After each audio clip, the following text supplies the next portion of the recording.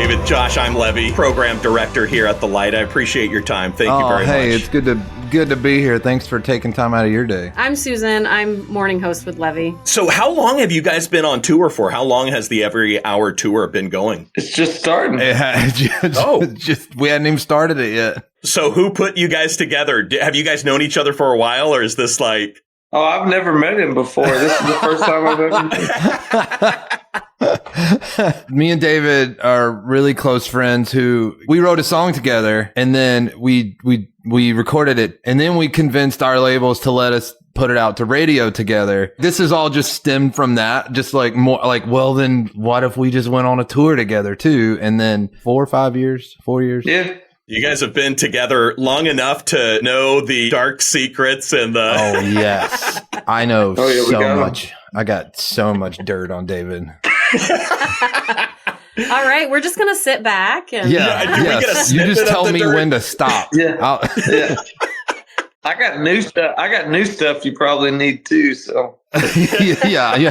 What do we not know that is maybe like a surprise? I mean, Josh is a really great athlete. A lot of people don't always know that. They think us musicians are just pretty faces and good voices, but Josh has got it all. He's a complete package. Gosh, that was a nice thing. I thought you were gonna do some dirt. Man. I was so interested to see what you would say. Well, gosh, now I got to think of something nice to say about David. I was going to give you guys let me tell you what David doesn't do super well. No. That is hilarious. David has become like one of like the most loyal and kind friends in my life. In an age where like no one actually uses their phones to do what the phones were originally meant for, like calling and talking. David like calls and talks pretty consistently. He's a very intentional friend. And I mean, I know that, and he's that for me, but then even before we got close, you would hear that about David around town. Like he's like the person everybody goes to. His studio is kind of like a church, which is what he's doing right now, is turning a church into a studio. Mm-hmm. But that's, which is so fitting because over the years, that's just who David's been, is like kind of a pastor friend to our community. Like he's probably the more laid back person in just like this kind of setting, and then we get on stage of worship and he's like going for it, and then like but he's like the peaceful guy who just like listens to you like spill your problems it's so I love that about David. But and David so also cool. Is actually, he's a good athlete too. He's not saying it, but we play a lot of golf together, and we were on a softball team together for a couple years. Yep. And David's a killer second baseman. So we didn't do very good. Our team sucked, but it wasn't because of me and David. I'll tell you that right now. It was because we didn't get played enough.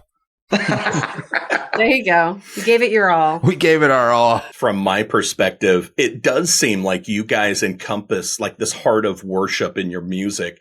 Is that something that you're goaling for? Like your intention is to bring people to a deeper level of worship? Yeah, I mean, I think that's the desire every time. I mean, first and foremost, the desire for ourselves whenever we're writing this stuff and creating this stuff is that we have moments that'll draw us in. And, you start to realize that once you start to do those things, that it starts to trickle out. You feel like the connection is to God. It tends to be the same for other people too. And that's always the hope and the desire is that people see God in new ways, experience Him in new ways. That's the hope for these nights, is that we're able to come out and people are able to turn off what's going on at home and they get to just come and take a breath for a second. We think it's going to be pretty special. That's how we started. We're just leading worship in our churches and growing up in that. And no matter what you do, like I love writing all kinds of songs. I love writing singer song, songs about life, all this, but it always just kind of comes back to like, also I just want to lead worship. I just want to like,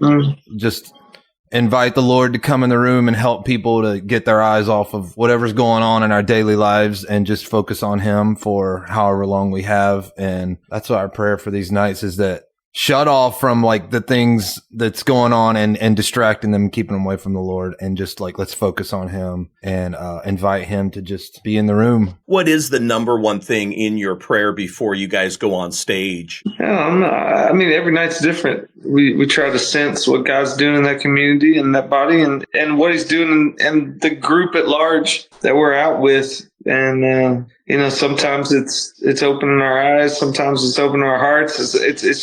It's very different every night, but I think it's just a beautiful practice just to be able to slow down and see if you can hear what God's saying and try to fall in line with where he's leading that night. I love that. And I love what both of you have said, because, here in Vermont, we truthfully just don't have a lot of Christian artists that come up here. So like, we're just like thirsty for it. And I know a lot of people, oftentimes we're the ones taking the tickets at the door, and a lot of people are coming through that they've brought a friend who are not believers. And so it's to be a worship service. It's beautiful, because it's gonna reach so many more than just the body. Do you guys get to experience feedback? Do you guys mingle, or? David and I, neither one of us are big enough to not just go out and talk to the crowd. we don't have enough people pulling at us that it's a pain. So no, but I think I love going. I know David goes out after his nights or in intermission, whatever it is. Yeah.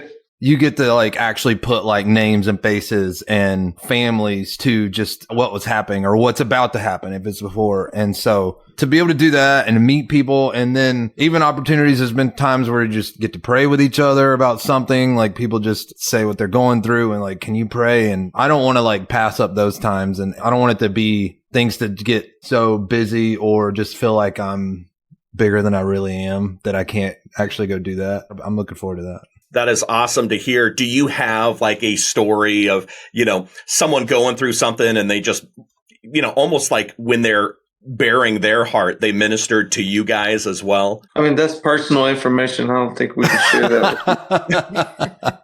I think every night you get to hear all these crazy stories, and it's just a good reminder that this stuff is more than just music. It's like, that's the thing to me that continues to blow my mind. It's like you just put these songs out and you do this stuff and you just think that it's music. And then you soon realize after you meet people and you hear stories that this stuff like legitimately changes lives. Like these are songs, these are backgrounds to people's lives. Kind of overwhelming to see how big of a deal it is. Makes you want to keep going. David said each night can be different. And I think some nights on a certain song or certain moment, like maybe you feel the Lord like, hey, let's go in this direction. And it kind of lends itself into maybe like ministering towards a certain thing. And then I love like concerts and performing, but I just want a moment like that in each night where it's like, okay, this is where we're going to worship, have like a space here where we just see it. Does the Lord want to do something different tonight than what we did last night? Or is there something specific to this group of people